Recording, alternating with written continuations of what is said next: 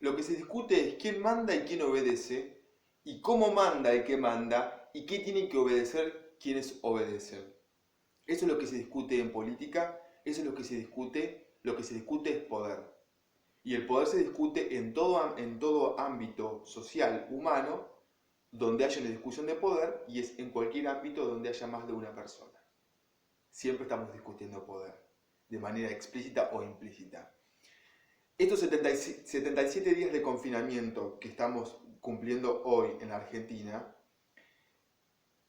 nos sirve para poder evaluar qué es lo que ha pasado en este tiempo, qué es lo que ha pasado con la pandemia y fundamentalmente el impacto de las políticas que se han tomado para contener esta pandemia. Lo que observamos, repito, lo que se discute es poder, quién manda y quién obedece, y cómo manda el que manda y qué tiene que obedecer el que obedece. Entonces, y también sabemos que el hombre es lobo del hombre y que existe la explotación del hombre por el hombre. Con lo cual, teniendo ese conocimiento, tenemos que asumir que cuando un político presenta una política nueva, siempre describe los objetivos a los que se supone que se espera arribar. Pero esos objetivos explicitados pueden no corresponderse con los intereses reales que se juegan en la aplicación de esa política y en la forma de aplicarse. Con lo cual, lo que tenemos que hacer es aprender de lo que nos pasó como sociedad en estos 77 días para poder saber cómo actuar frente al Estado y frente a los políticos ante determinadas decisiones que no se explicitan los intereses verdaderos. O sea, se explicita un objetivo, pero que detrás de ese objetivo, que es parcial o que es falso, hay intereses ocultos que no se explicitan. Cuando algo es tan reiterativo, cuando algo es tan recurrente, cuando algo se repite tanto, te da que pensar que hay un interés detrás de tal reiteración. Si una persona te insiste con algo repetidas veces, te entra la duda, pará, esta persona está preocupada por esto que dice, está tan preocupada que hay que o ayudarla o asistirla para que merme su preocupación, para que no tenga un pico de estrés, o tiene algún interés indecible, es decir, que no puede decir detrás de esta política que está implementando. Porque, ¿cuál es el problema también? Cuando no se explicitan los objetivos claramente, y obviamente no se hacen los intereses porque no se pueden decir, la política se tiene que ir amoldando a la necesidad del político y no al problema que intenta resolver. Entonces vemos periodistas, distintas personas que sugieren que para los gobernantes, bueno, la cuarentena tal vez ya más que una política frente a una situación epidemiológica, frente a una pandemia, más que una política de salud, ya es un estilo de vida y un estilo de gobierno. Y lo que nos tiene que importar es que cuando en este contexto de la instauración de esta cuarentena, se han decidido cosas que no han tenido suficiente discusión. Y el problema es cuando no tienen suficiente discusión o cuando no hay ninguna discusión en función de determinadas decisiones, lo que puede suceder es que esas decisiones se tomen mal, porque al no haber discusión y debate público, quien decide tal vez no contemple lo que le podría decir alguien que aún con buena fe se puede oponer a su política argumentando con claridad. Entonces, ¿por qué los políticos no debaten, los gobernantes no debaten las medidas que tienen que tomar claramente? Y porque debatirla implica que tenés que dar argumentos que tal vez no los tengas, o que tal vez sean insuficientes en función de lo que vos querés hacer. Con lo cual, mejor no se debate. Si se puede aplicar la política sin debate, hacen eso. Pero Argentina es una democracia. Y Argentina, antes de llamarse Argentina, se llama República, República Argentina. Una sociedad que es verdaderamente republicana, las cosas trascendentes y que afectan las vidas de las personas se debaten, se discuten. con información, con datos concretos, con conocimiento, con verdad, no con fetiches ideológicos, no con interpretaciones subjetivas parcializadas o basadas en interpretaciones sesgadas y limitadas. Datos concretos, información actualizada, estadísticas, no informes en PDF diarios que tenés que descargar 20 informes para poder obtener un dato. Después de cruzarlos todos tenés que tener un sistema estadístico en tu computadora o en tu celular para poder entender esos partes diarios que da el Ministerio de Salud. ¿Por qué no hay una estadística concreta, que se vea y que se muestre y que no la saquen rápido de la pantalla? Una estadística de la cantidad de muertos, que es lo que realmente importa. No importa la cantidad de infectados, lo que importa es la cantidad de muertos. Si todos nos infectáramos y ninguno se enfermara y ninguno moriría, sería mejor que nos infectáramos, porque estamos prevenidos para una posible nueva reinfección, que ya estamos inmunizados. El problema no es que la gente se infecte, el problema es que la gente se enferme, pero fundamentalmente que esa gente que enferma muera. Hay que evitar las muertes. Entonces, ¿cuál es la política? Evitemos las infecciones, porque si aumentan las infecciones, eso puede determinar un aumento de las muertes. O sea, va a determinar. ¿Pero cuánto? Porque vos te pueden crecer mucho la cantidad de infectados, pero que no crezca en la misma proporción la cantidad de muertos. Porque no se infectan, todas las personas que se infectan, la proporción de las que van a morir de esas que se infectan es muy baja. Con lo cual tomar una política en función de la cantidad de infectados es limitada. Hay que tener en cuenta la cantidad de infectados, por supuesto, pero lo que es más importante es tener en cuenta la cantidad de muertos o la cantidad de personas que se infectan que son población de riesgo. Entonces eso es lo que hay que prever. Y cuando tomas una política tenés que ver la causa clara de por qué la tomás, pero fundamentalmente la consecuencia que vos querés evitar y la consecuencia que deseás. Y vos tenés que decir, tomamos esta política para evitar este problema y esperamos este resultado. Y dentro de este resultado tenemos un margen que puede ser un poquito más para un lado, un poquito más para el otro, pero estamos en este rango. Es algo explícito, es algo claro, vos lo podés leer, lo podés entender y podés cotejar ese dato concreto con la realidad. No necesitas que un periodista te lo intente traducir. Porque hay muchos periodistas muy buenos que realmente cumplen su función profesionalmente, que quieren informar. Acto fallido, iba a decir, muchos periodistas que quieren enfermar.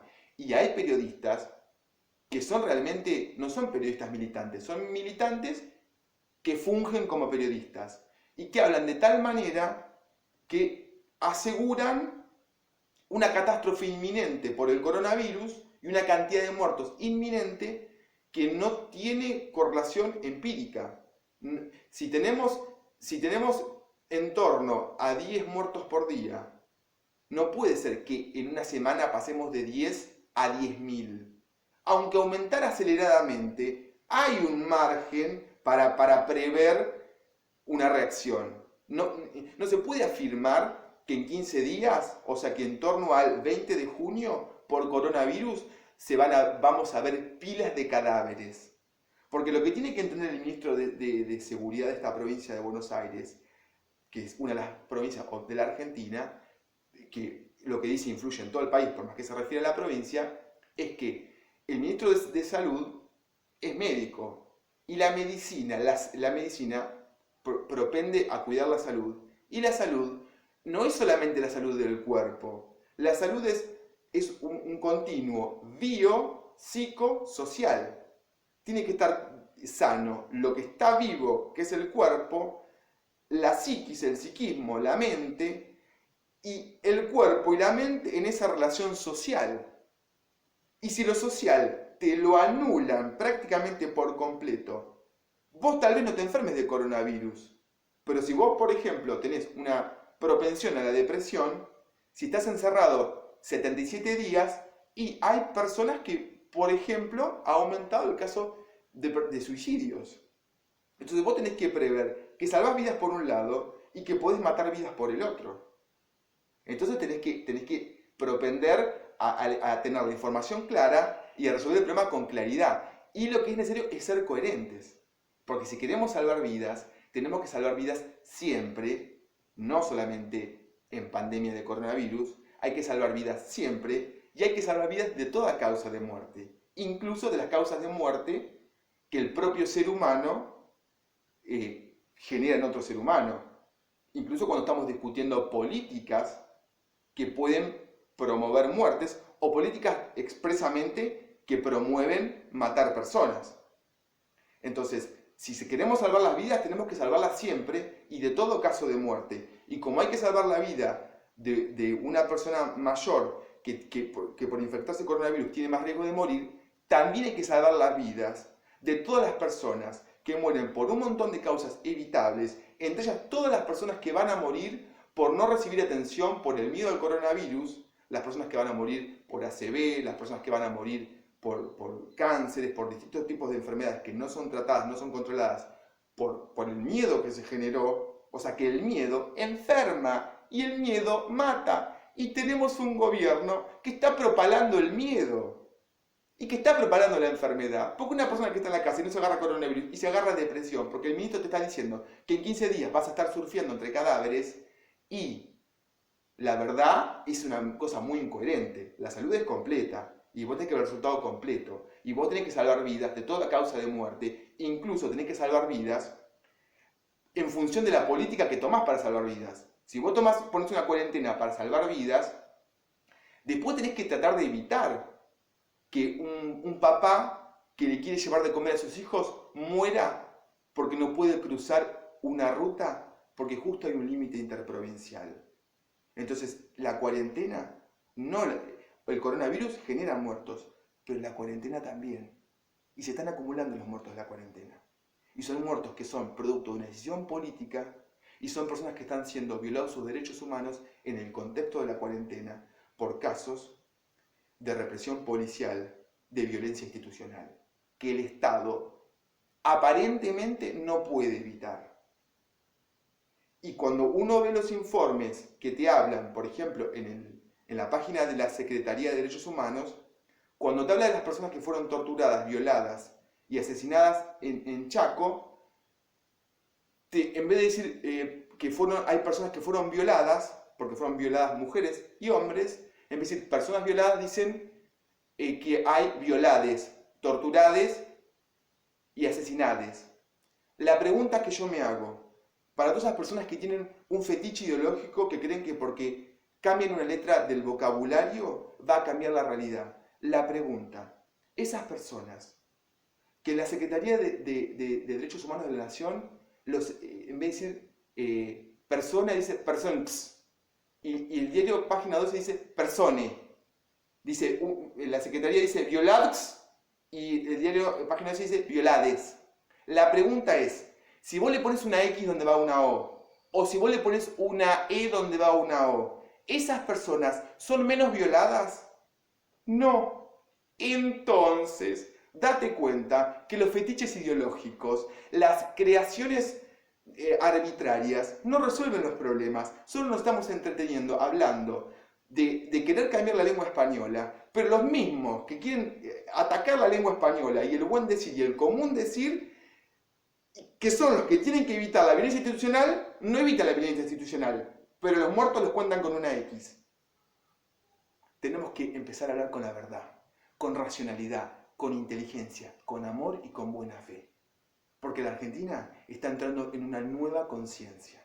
Y toda esta psicoesfera de mentiras que estamos viviendo, toda esta catarata de fake news, en poco tiempo va a ser un mal recuerdo del pasado. Y todos los que ahora están propalando el miedo, la mentira, la fake news, van a tener que dar explicaciones. Van a tener que dar explicaciones al pueblo y van a tener que dar explicaciones a Dios. Porque están propalando el mal, asustando a la población. Están sosteniendo una política que ya no tiene sustento social. Están oprimiendo al pueblo. Están empobreciendo a las personas. Entonces, todas estas políticas tienen consecuencias.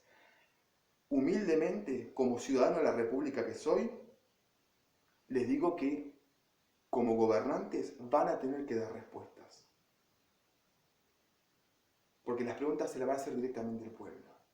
Porque cuando ustedes dejen de gobernar la Argentina y quien gobierna la provincia de Buenos Aires y quien gobierna las intendencias y todas las provincias y toman estas políticas tan férreas y tan poco claras, van a tener que hacerse cargo de las consecuencias que su política está generando y que va a seguir generando. Porque los muertos de la cuarentena no se cuentan día a día. Los muertos de la cuarentena, muchos, van a morir después de que se termine. Entonces, esta política está abierta y tenemos que ser conscientes que no nos pueden insultar más la inteligencia. No te pueden insultar el intelecto. No te pueden decir cosas que si pensás un poquito te das cuenta que es una mentira. No todos somos tan fácilmente manipulables. No todos, como he visto, aceptan la mentira cuando ya es obvia, porque quieren creer una mentira. El pueblo se da cuenta. La deuda de estos muertos que el Estado mató en Chaco por violencia institucional, esos muertos no son una deuda de la democracia, porque la democracia es un sistema político que en Argentina obviamente que fracasó. Queremos que siga habiendo democracia, pero una democracia verdadera, que el que está gobernando represente los intereses del pueblo, no de sus amigos, de sus aliados políticos o intereses económicos o judiciales. Vos tenés que gobernar para la Argentina, vos tenés que gobernar para que haya pan en la mesa de todos los argentinos, para que ninguna mamá tenga que sufrir una depresión por cómo consigue comida para sus hijos. ¿Se entiende? Esos problemas hay que resolver. Los problemas que perduran, que nunca se resolvieron y que nunca hubo una medida tan abrupta y tan extrema para problemas tan graves que tienen mucho más muertos que el coronavirus. Date cuenta, te están engañando. Date cuenta, somos inteligentes, solamente nos falta despertar. En Argentina vulgarmente se dice cabeza de termo. Mirá, yo no digo cabeza de termo, yo digo cabeza de maceta o cabeza en maceta. ¿Por qué? Porque una planta cuando está en una maceta crece hasta la capacidad del espacio que tiene la maceta para desarrollar raíces. Cuando ya no puede desarrollar raíces porque el espacio es limitado, la planta deja de crecer y se queda en un estado enano y no produce los frutos que tendría que producir porque no tiene tierra donde desarrollarse. Tenemos que sacar la cabeza de la maceta y ponerla en la tierra. Tenemos que poner los pies en la tierra, tenemos que plantar la mente en la tierra para que arraigue, crezca, saque todo su follaje, sus hojas y vengan los frutos que tienen que venir. Hay que sacar la cabeza de la maceta y ponerla en la tierra. Hay que abrir los ojos. Lo vamos a lograr. Argentina tiene con qué. Somos un pueblo que tiene amor, un pueblo que quiere estar bien, un pueblo que quiere ser solidario, que quiere entenderse con sus hermanos vecinos de Latinoamérica y con todos los pueblos del mundo. Argentina es un pueblo que tiene amor y que es un pueblo humilde y que quiere ser humilde y que quiere servir a otros pueblos. Argentina tiene con qué y lo vamos a lograr. Estamos en contacto. Gracias.